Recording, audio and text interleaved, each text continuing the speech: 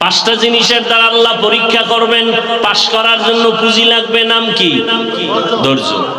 এক নম্বরে ভয়, দুই হলো ক্ষুধা, ভয়ের দ্বারা পরীক্ষা নিবেন আমার আল্লাহ, ক্ষুধার মাধ্যমে আল্লাহ পরীক্ষা নিবেন। তিন নম্বরে মালের ঘাটতি, চার জানের ঘাটতি, পাঁচ ফলের ঘাটতির মাধ্যমে আল্লাহ পরীক্ষা নিবেন। ধৈর্য না থাকলে পাশ করা সম্ভব না। এই ধৈর্য আবার তিন প্রকার, মুসিবতের বেলায় ধৈর্য, ইবাদতের বেলায় ধৈর্য, গুনাহের বেলায় ধৈর্য।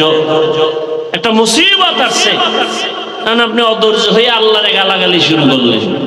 আল্লাহর কি চোখ নাই? খালি আমারই দেখে। এত বিপদ তো নামাজ পড়ে লাভ কি, রোজা রেখে লাভ কি? আল্লাহরে এত ডাকি, বেনামাজির আল্লাহ ধরে না, আমারে কেন আল্লাহ ধরে?